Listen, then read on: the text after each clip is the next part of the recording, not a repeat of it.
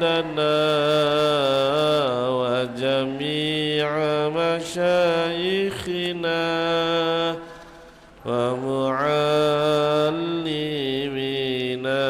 وطالبتنا وطالبتنا من يومنا إلى يوم الآخرة. اللهم صل وسلم على سيدنا محمد صاحب البشرى صلاة تبشرنا بها وأهلنا وأولادنا وجميع مشايخنا ومعلمينا وطالبتنا وطالبتنا من يومنا إلى يوم الآخرة. اللهم صل وسلم على سيدنا محمد صاحب البشرى صلاة تبشرنا بها وأهلنا وأولادنا وجميع مشايخنا ومعلمينا وطالبتنا وطالبتنا من يومنا هذا إلى يوم الآخرة. اللهم صل وسلم على سيدنا محمد صاحب البشرى صلاة تبشرنا بها وأهلنا وأولادنا وجميع مشايخنا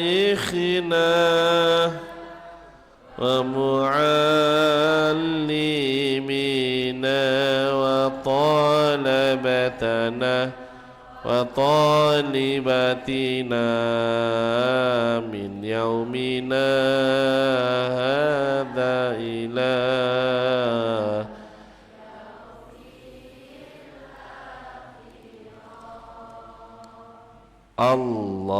اللهم صل وسلم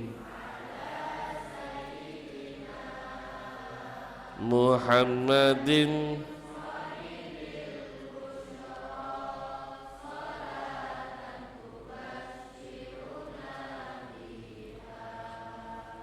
وأهلنا وأولادنا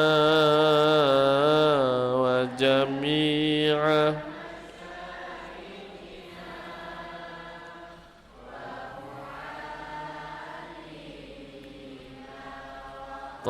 طالبتنا من يومنا هذا إلى يوم صلوا على النبي محمد.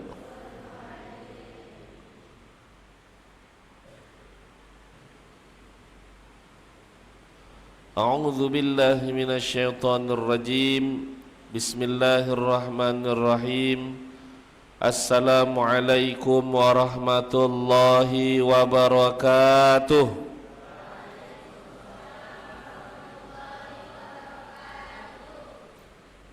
Allahumma salli wa sallim wa barik ala sayyidina Muhammad salatan tunjina min jami'il lahwali wal afat wa taqwati lana biha jami'al hajat wa tutahhiruna biha min jami'i sayyiat wa tarfa'una biha indaka 'ala darajat wa tuballighuna biha aqsal ghayat min jamil khairat fil hayati wa ba'dal mamat. Allahumma innaka afuwwun karim tuhibbul afwa fa'fu anna ya karim walhamdulillahi rabbil alamin.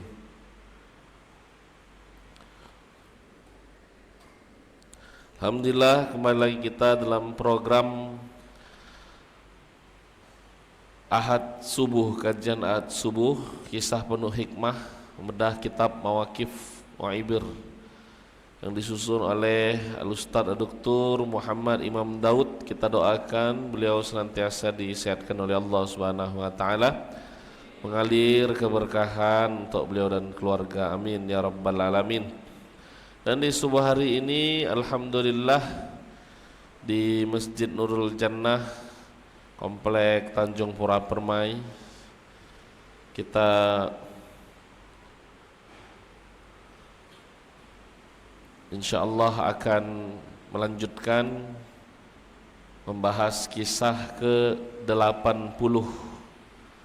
Kisah ke-80 yang berjudul Ahdaita ilayya hasanatik,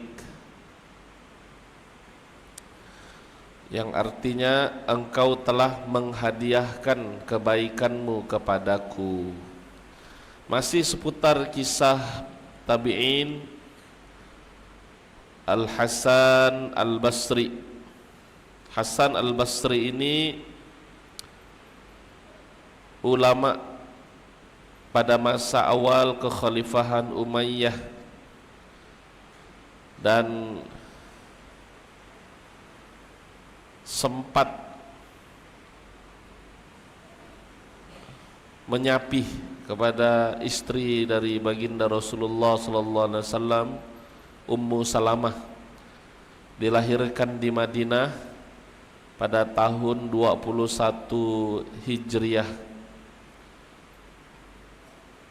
yang kemudian beliau pindah ke kota Basrah atau sekarang disebut Irak, maka namanya Hasan Al-Basri.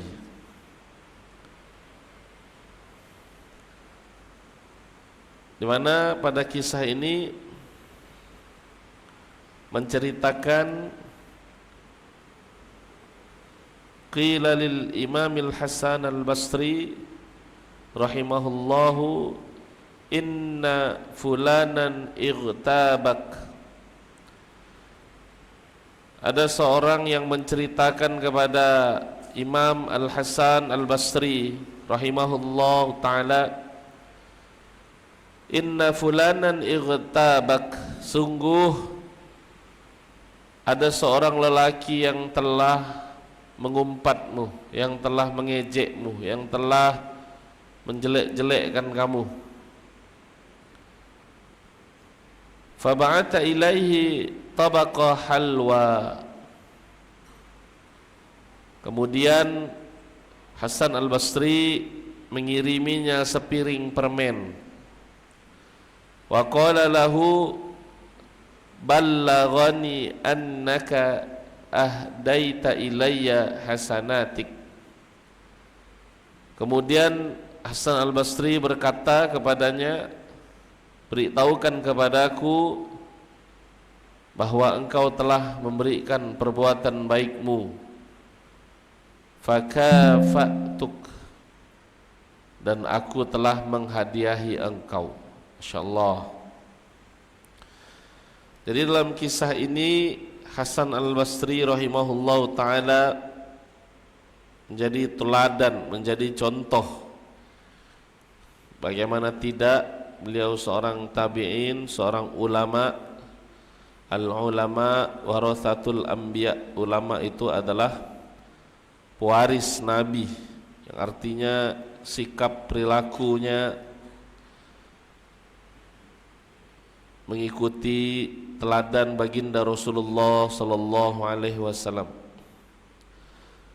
Dalam kisah ini terdapat contoh dalam sopan santun dan akhlak yang baik, yang mengangkat siapapun yang berada pada puncak keimanan, yaitu ketika dia menjadi baik kepada orang-orang yang menyinggung perasaan ataupun perbuatan dan orang-orang yang pernah berbuat jahat kepadanya. Kita mungkin pernah mengalami sakit hati, ya. Orang-orang yang menyakiti hati kita, menjelek-jelekkan kita, menyinggung perasaan kita, bahkan tidak sedikit yang menzolimi kita.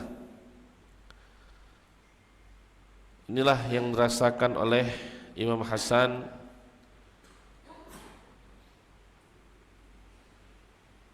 sebagaimana yang dikisahkan. Ada orang yang telah menghina, mengumpat, mengejek, mencaci laki-laki tersebut, menyebutkan keburukan-keburukan saat al-imam beliau ini tidak ada. Jadi ketika beliau tahu tentang hal ini, dia memperlakukan pengumpat itu, pencela itu dengan konsep keimanan dan menghadapi hal-hal yang buruk dibalas dengan kebaikan. Jadi kemudian beliau menyiapkan sepiring berisikan makanan manis, halwa, permen,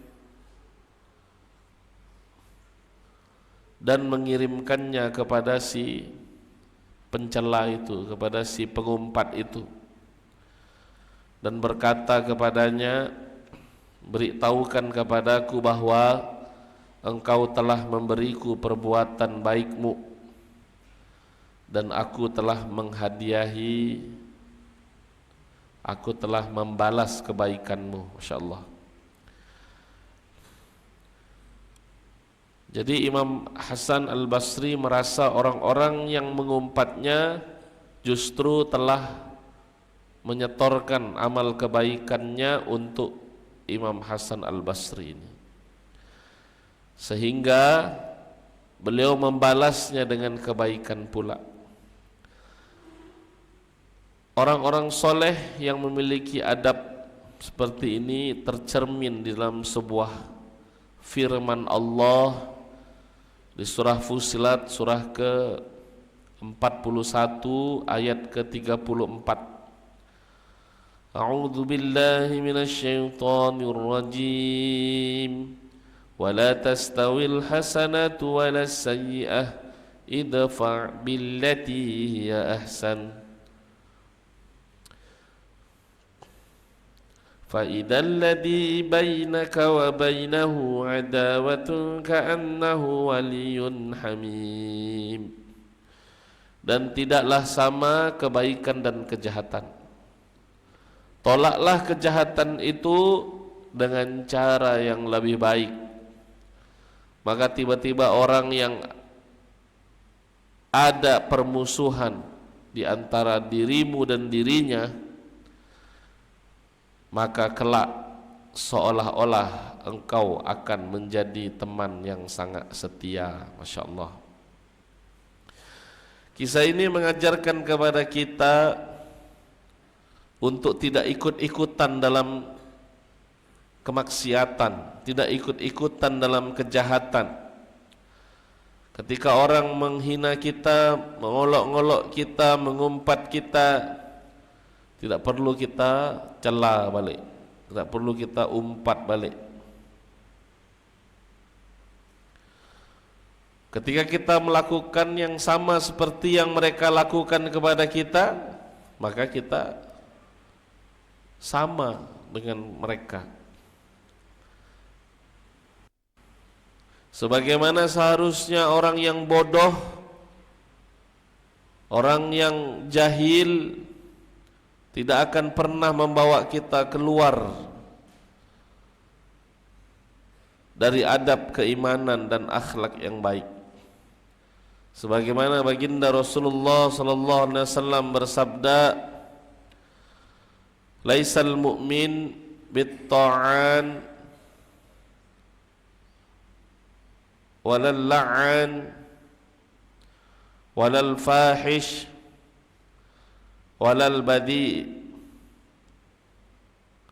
Dalam hadis riwayat Ahmad, seorang mukmin bukanlah orang yang suka mencela, bukan orang yang suka melaknat, bukan pula orang yang keji buruk akhlaknya, bukan pula yang jorok omongannya. Maka dalam hadis ini mengajarkan kepada kita tentang sebuah pendidikan dalam berkelakuan.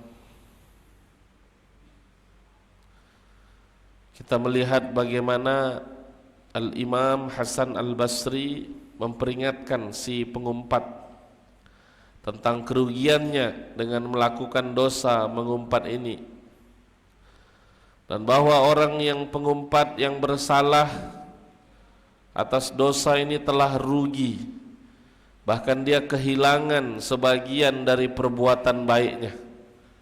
Maka orang yang mengolok-ngolok, menghina-hina, mengumpat, mencela, maka dia akan mentransfer kebaikan, amal soleh, pahala yang pernah dia lakukan, dipindahkan kepada orang yang dia olok. Dan dalam pendidikan ini menjadi sebuah nasihat yang wajib tentunya untuk kita, anak-anak kita. Sebagaimana firman Allah di surah Al-Hujurat, surah ke-49 ayat ke-11, A'udzu billahi minasyaitonir rajim. Ya ayyuhalladzina amanu la yaskhar qaumun min qaum asa an yakunu khairam minhum wala nisa'um min nisa' asa an yakunna khairam minhun wala talmizu anfusakum wala tanabazu bil alqab bi'sal ismul fusuqu ba'dal iman wa man lam yatub fa ulaika humudz zalimun. Wahai orang-orang yang beriman, la yaskhar qaumun min qaum, janganlah kamu mengolok suatu kelompok mengolok kelompok yang lain. Apalagi di ayat 11 ini melanjutkan ayat sebelumnya tentang innamal mu'minuna ikhwah. Sesungguhnya orang-orang yang beriman itu bersaudara. Jangan sampai terpecah belah, saling ngolok-mengolok, ngejek-mengejek. Selama kita berada di bawah bendera Al-Quran dan Sunnah baginda Rasulullah sallallahu alaihi wasallam, kita semua bersaudara, walaupun tidak punya hubungan nasab, hubungan darah. Kita semua keluarga diikat oleh keimanan kepada Allah Subhanahu wa taala. Janganlah kita saling hina, saling ejek. Asa ayyakunu khairam minhum, bisa jadi orang yang diolok, orang yang diejek lebih baik dari mereka yang mengolok dan mengejek. Jadi kasus bullying ini sudah dibahas oleh Nabi 1400 tahun yang lalu. Bullying itu kan dari olok mengolok, ejek mengejek. Yang ini sudah diajarkan oleh Nabi kita 1400 tahun yang lalu. Sehingga kita tidak berani mengolok orang, mengejek orang hanya karena mungkin beda sudut pandang dengan kita. Karena bisa jadi dia lebih baik dari kita. Apalagi kita ikut ngolok-ngolok, mengumpat, menjelek-jelekkan, maka pastilah dia lebih baik daripada kita. Karena pahala yang sudah kita kumpulkan selama ini akan dipindahkan oleh Allah, ditransfer oleh Allah kepada orang yang kita olok. Walan nisa'um min nisa', terutama perempuan-perempuan, ditegaskan lagi, padahal di awal sudah terwakili semua, tapi terkhusus kaum Hawa, perempuan-perempuan ini kadang banyak terjadi bullying verbal. Perempuan-perempuan yang dia mengolok satu dengan yang lain, boleh jadi perempuan yang diolok asa ayyakunna khairam minhun, lebih baik dari wanita yang mengolok-ngolok itu. Wala tanabazu wala talmizu anfusakum, janganlah kamu saling mencela, janganlah kamu saling memanggil dengan julukan yang buruk. Mentang-mentang gendut badannya, ndut-ndut. Mentang-mentang hitam, tam-tam. Mentang-mentang kurus, ceking-ceking. Ya, kita tidak boleh melakukan hal-hal seperti itu. Apalagi baru selesai pilkada kan, wah, kalau udah pemilu tuh ya Allah.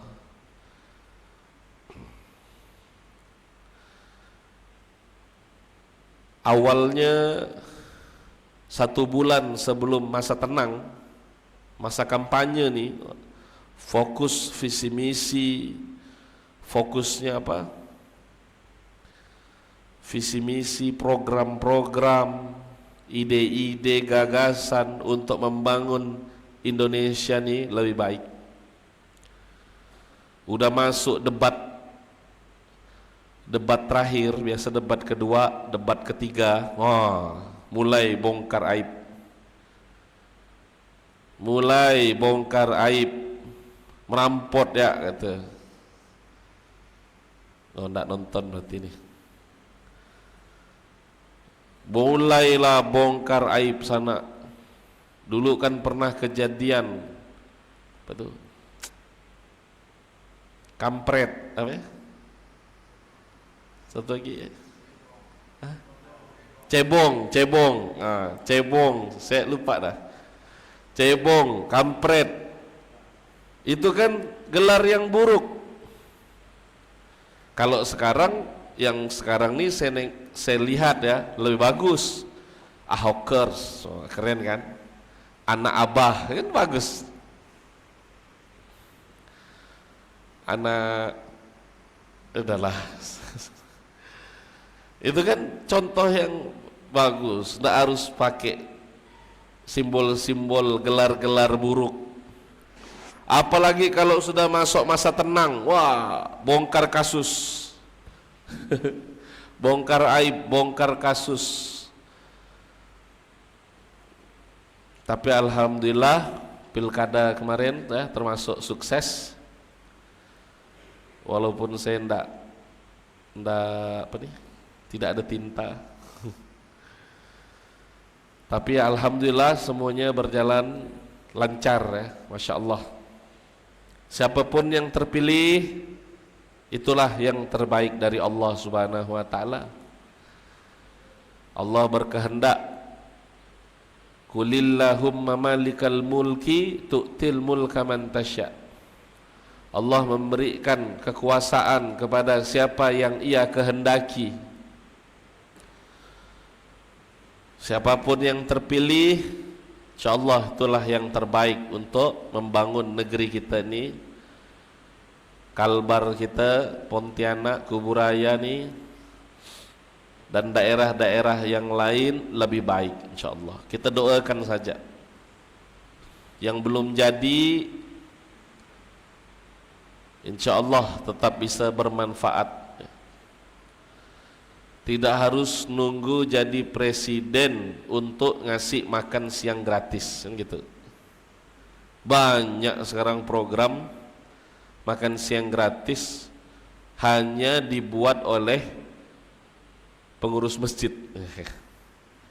Pengurus masjid pun bisa buat program makan siang gratis, gitu kan?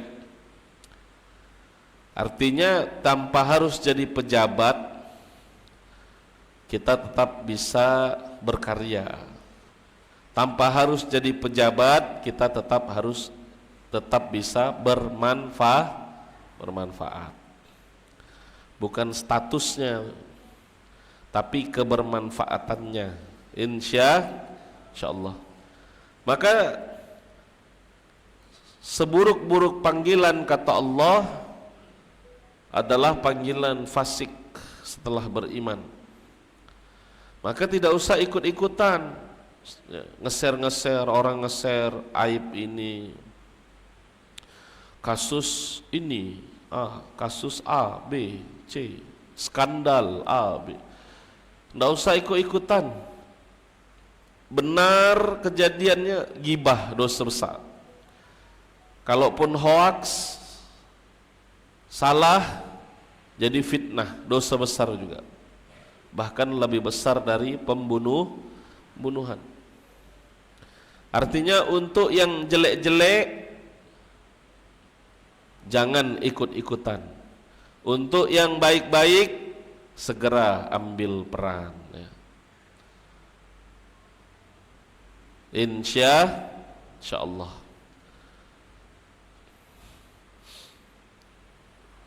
Bukan hanya mengolok-ngolok di belakang, bukan hanya mengolok-ngolok di depan. Ketika kita menceritakan kejelekan-kejelekan orang lain di belakang, itu pun juga tidak boleh. Di surah Al-Hujurat tadi ayat ke-12.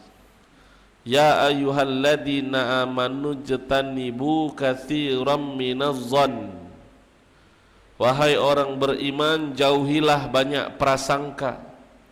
Inna ba'dadh-dhanni itsmu wa la tajassasu. Sesungguhnya sebagian prasangka itu dosa. Jangan suka mencari-cari kesalahan orang lain. Janganlah antara kamu mengunjing sebagian yang lain. Apakah di antara kamu suka memakan daging saudaranya sendiri? Mau ndak makan daging kawannya? Kanibal. Na'udzubillah. Jijik kan? Nah, maka jangan sampai kita makan daging saudara kita sendiri secara tidak langsung ketika kita membicarakan kejelekannya di belakang. Semua sudah ada rezekinya. Yang susah nih SMS. Susah melihat orang senang, senang melihat orang susah. Tetangga beli kulkas baru, demam deh. Tetangga beli motor baru, menggigil. Nah, itu kan salahnya di mana? Maka sejatinya kita belajar turut senang atas kesenangan orang lain. Orang lain bisa sukses, alhamdulillah. Kita ucapkan selamat, kita doakan yang baik-baik. Kalau tertimpa musibah, kita ikut sedih. Jadi jangan terbalik. Kawan lagi senang, itu dari mana duit itu? Dicari-cari. Udahlah, semua sudah ada rezekinya. Atau sebaliknya, ketika kawan lagi susah, rasakan kau, nyaman kau. Jelek dua-duanya. Maka kita minta sama Allah, semoga Allah senantiasa mengistiqomahkan kita semua. Dari kisah Hasan Al-Basri ini bukan hanya mengajarkan kita untuk menjaga lisan, tapi bagaimana respon kita kalau ada orang yang menggunjing kita. Mulut kita bisa diatur, mulut orang lain ni tak bisa. Tidak ada satupun manusia di muka bumi yang lepas dari perbincangan orang lain. Tak ada satupun. Wasbir ala ma yakulun, bersabarlah atas perkataan mereka. Yang Allah lihat bukan seberapa banyak komentar negatif. Yang Allah lihat bagaimana respon kita terhadap komentar-komentar negatif tersebut. Kalau kita balas dengan keburukan, kita sama ya seperti dia. Tapi Islam, Al-Quran mengajarkan kepada kita untuk membalasnya dengan kebaikan. Tidak mudah nih.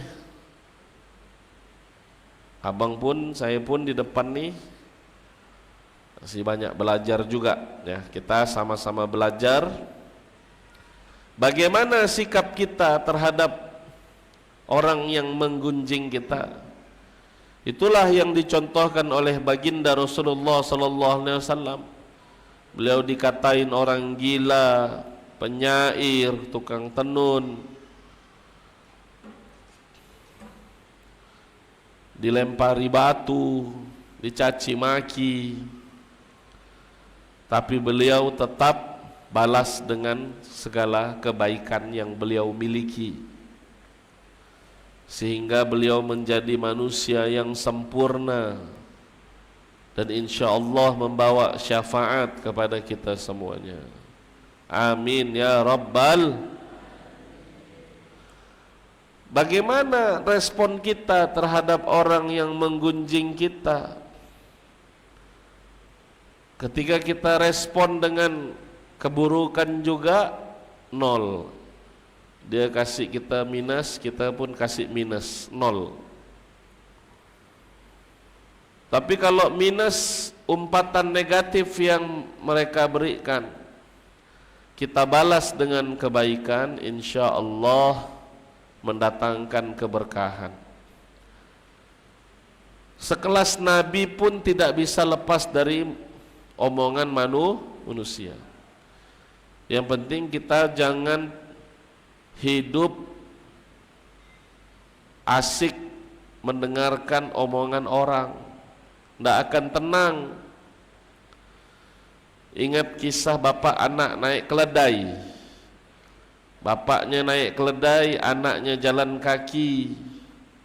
Ini bapak tega gak anak jalan. Akhirnya anaknya naik keledai, bapaknya jalan kaki. Ini anak durhaka, bapaknya dibiarkan jalan kaki. Akhirnya dua-duanya naik keledai. Ini tidak kasihan ke sama keledainya, tidak berperi kebinatangan. Akhirnya turun dua-duanya nih, tidak ada yang naik keledai.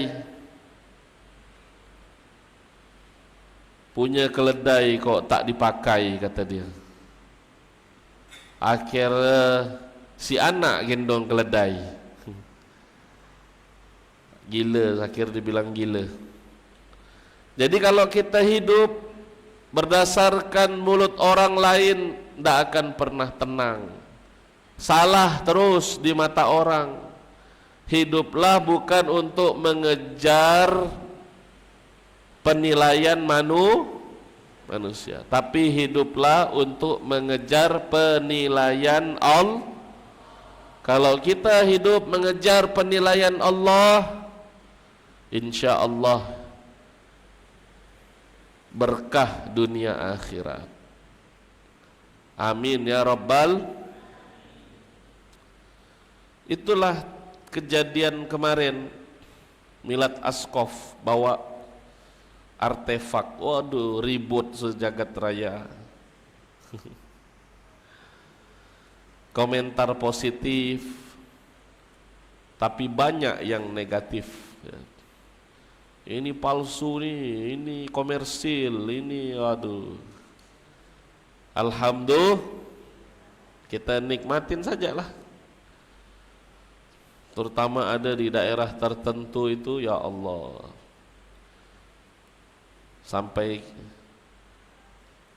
kita pun tak bisa solat di masjid dia. Dari ustadz sampai tukang sapu bersih-bersih dia masamek kita semua. Tapi balas ya semuanya, ada yang panitia ngasih kue, ngasih makanan. Walaupun kita senyum, tak ada dibalas senyum. Insya Allah kita senyum bukan mengejar penilaian manusia, kita mengejar pahala dari Allah. Maka orang yang menggunjing-gunjing itu, maka sebenarnya pejabat ni Masya Allah juga ya. Jadi pejabat ni plus minus. Minusnya misalnya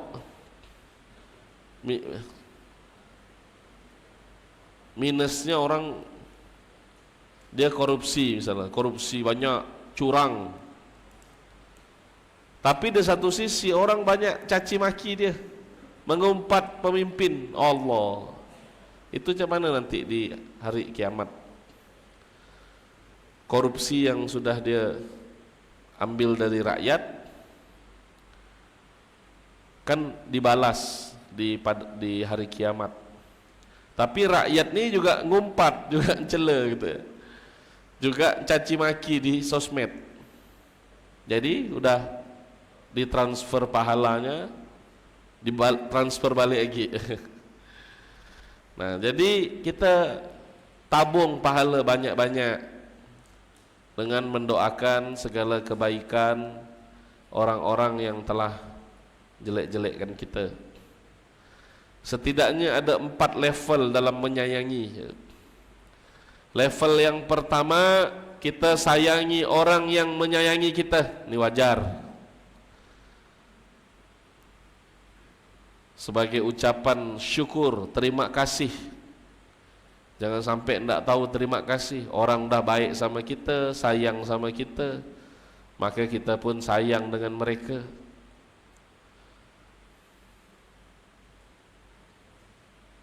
Kita sayangi orang yang menyayangi kita. Orang tua kita sayang tak sama kita? Tapi orang tua saya ninggalkan saya seninggal-ninggal orang tua. Mereka melahirkan kita selamat, alhamdulillah. Maka sayang mereka, kita tetap doakan yang terbaik. Sayangi orang yang menyayangi kita. Yang kedua, level 2 nih. Masya Allah.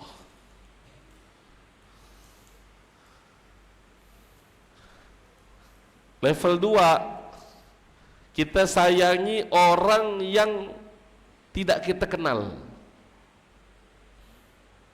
Level 1 apa tadi? Sayangi orang yang, maka diajarkan oleh Allah di surah Al-Baqarah ayat 215, Yas'alunaka madza yunfikun, ya Rasulullah kami mau infak nih, infak kemana nih? Kul ma anfaqtum min khairin falil walidain. Nomor 1 tuh infak ke orang tua dulu. Walidil kurba, yang kedua baru ke kerabat dekat. Karena orang tuh sayang sama kita. Kita sayangi dulu orang yang menyayangi kita. Yang ketiga, wal yatama wal masakin, anak-anak yatim, orang-orang miskin. Islam juga mengajarkan kita menyayangi orang yang tidak kita kenal. Anak yatim ni siapa? Kita tak kenal, dia tak kenal kita. orang yang susah, orang yang kena bencana ni siapa, kita sayangi. Bukan hanya karena kita ni wakil presiden, kita terus kasih bantuan gitu. Itu wajib, itu wajib. Tapi kita ni tidak ada kepentingan, kita bukan siapa-siapa, kita bukan kuat, bukan pejabat, tapi kita tetap berbuat baik. Orang Palestina tu kenal tak sama orang Palestina? Kenal tak? Kapan kenalannya tu? Kan kita tak kenal, tapi kita bisa mensupport mereka, mendoakan mereka. Level yang ketiga, yang pertama tadi menyayangi orang yang kita sayang, jelas. Menyayangi orang yang menyayangi kita. Level kedua, menyayangi orang yang tidak kita kenal. Level yang ketiga, menyayangi orang yang memusuhi kita. Nah, ini juga dicontohi oleh Nabi. Bagaimana orang ini musuhin kita di surah Al-Mumtahanah. Orang ini musuhin kita, mencaci maki kita, ngolok-ngolok kita tadi ya di Fusilat ayat ke-34, idfa' billati hiya ahsan. Kita balas dengan kebaikan. Rasulullah nyuapin tiap pagi orang Yahudi buta. Orang Yahudi buta nih disuapin sama Rasulullah, bukan sekedar dikasih donasi. Kalau sekarang viral kali orang Yahudi buta nih. Orang Yahudi buta tuh mungkin kak siram kayaknya. Di zaman Rasulullah nyuapin nih orang yang Yahudi buta tadi, tapi di sumpah serapah. Muhammad nih gini, Muhammad nih gini. Tapi yang dilakukan Nabi tetap menyuapkan dengan baik. Untung yang menggantikan Nabi setelah wafat adalah Abu Bakar. Kalau Umar, bodoh. Abu Bakar, Umar pun lembut juga ya. Kita tidak tahu ya, kan kita tidak hidup di zaman mereka. Kita cuma dengar sekilas-sekilas kisah. Pasti Umar bin Khattab pun punya jiwa yang lembut ya.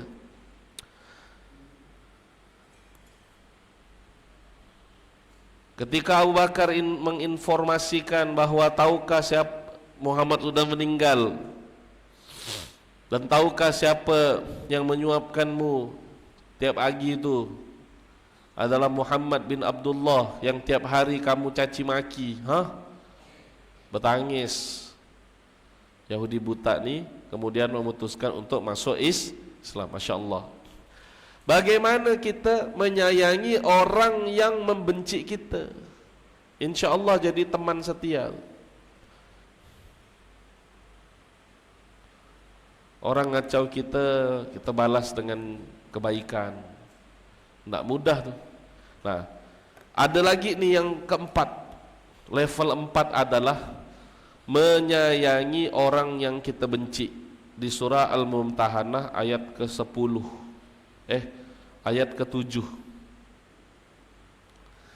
Menyayangi orang yang kita benci.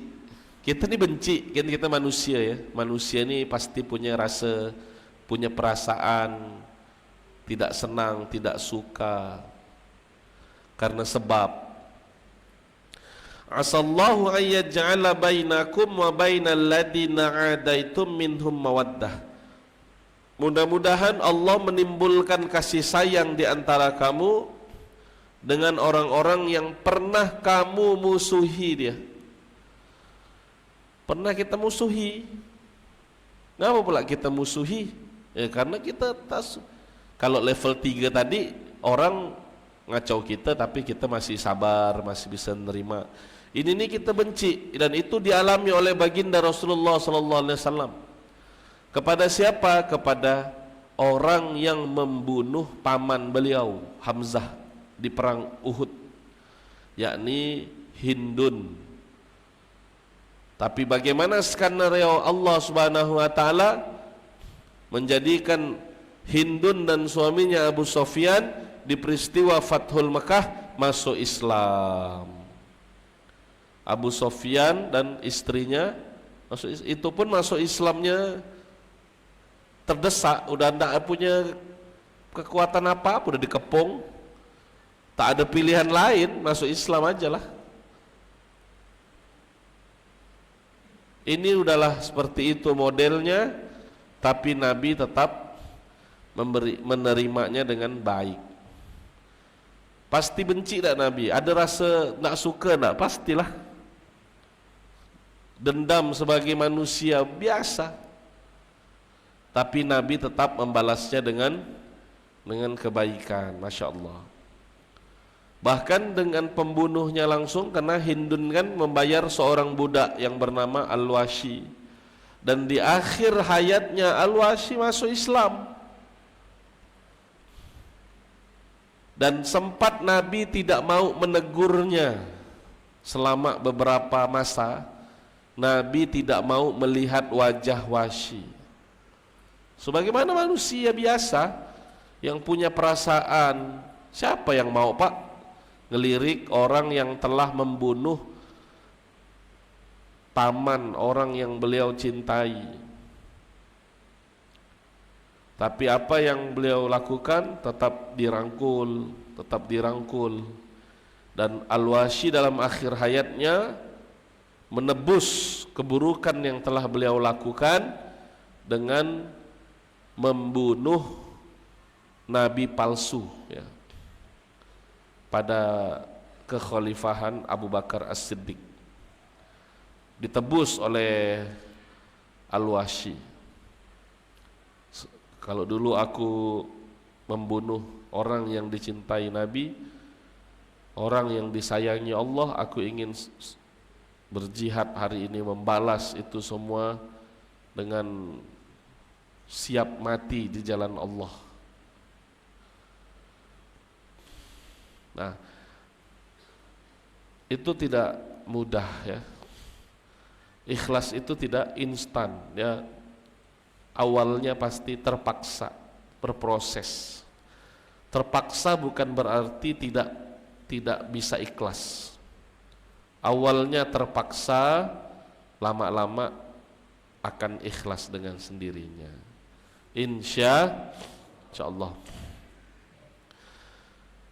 Mungkin itu saja yang bisa disampaikan kepada Bapak Ibu, adik-adik semuanya di kesempatan Ahad subuh ini. Mudah-mudahan Allah senantiasa curahkan kebaikan untuk kita semuanya, dan Allah menjadikan hati kita hati yang bersih hingga menghadap Allah dalam hati yang damai. Illa man atallah biqalbin salim. Qalu subhanaka la ilma lana illa ma 'allamtana innaka antal alimul hakim. Subhanakallahumma bihamdika asyhadu an la ilaha illa anta astaghfiruka wa atubu ilaik. Assalamualaikum warahmatullahi wabarakatuh.